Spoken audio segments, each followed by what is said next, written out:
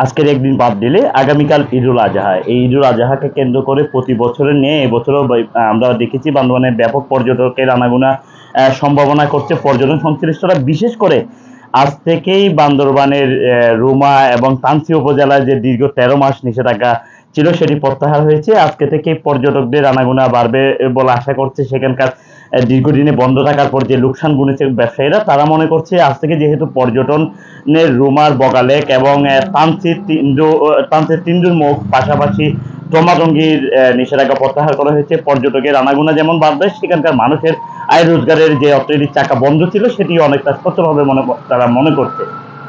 পাশাপাশি আমরা বান্দরবানের বিভিন্ন হোটেল মোটেল রিসোর্টগুলোতে খবর নিয়েছিলাম, তারাও যেটি বলছে এইকে সামনে রেখে যেহেতু টানা 10 দিনের ছুটি রয়েছে, এই ছুটিকে টার্গেট করে কিন্তু বান্দরবানে ইতিমধ্যে প্রায় 60% মতো হোটেল মোটেলগুলো বুকিং হয়েছে, বিভিন্ন চাঁদের গাড়িগুলো বুকিং হয়েছে। তারা মনে করছে গতবারে ঈদে যে পরিমাণ আসলে তারা ছাড়া পেয়েছে এইবারে এর থেকে আরো দ্বিগুণ ছাড়া তারা পাবে।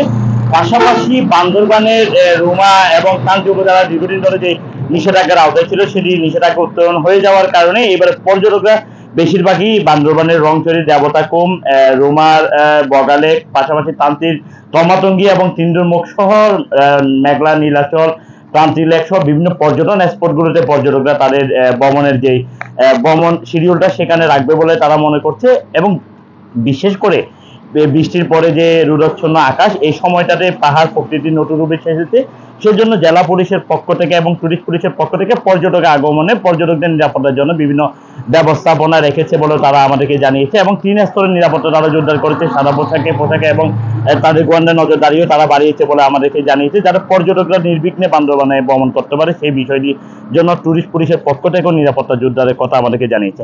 আমরা কথা বলেছিলাম জেলা প্রশাসনের সাথে, জেলা প্রশাসন আমাদেরকে জানিয়েছে দীর্ঘদিন ধরে বান্দরবানের রুমা এবং তানসির নিরাপত্তাজনিত কারণে পর্যটক ভ্রমণে নিরুৎসাহিত করা হয়েছিল, সেই নিরুৎসাহিত আদেশ আজকে থেকে প্রত্যাহার করে গণবিজ্ঞপ্তি জারি করেছে তারা। এর পাশাপাশি লামা উপজেলায় যে 4 দিন বন্ধ থাকার পর লামা উপজেলার বিভিন্ন পর্যটনগুলোর নিষেধাজ্ঞা প্রত্যাহার করে পর্যটক ভ্রমণের জন্য সব পর্যটন কেন্দ্র উন্মুক্ত করে দেওয়া হয়েছে, যাতে পর্যটকরা নির্বিঘ্নে বিভিন্ন পর্যটন স্পটগুলোতে ঘুরে বেড়াতে পারে সে ধরনের বিভিন্ন নিরাপত্তা ব্যবস্থা জেলা প্রশাসনের পক্ষ থেকে, পুলিশ প্রশাসন, আইন শৃঙ্খলা বাহিনীর পক্ষ থেকে নেওয়া হয়েছে বলে তারা আমাদেরকে জানিয়েছে। সব মিলিয়ে এইবারে ঈদের পরের দিন থেকে বলা যায়, ঈদের পরের দিন থেকে টানা 10 দিনের বন্ধে পর্যটকে মুখরিত হবে পর্যটন নগরী বান্দরবান।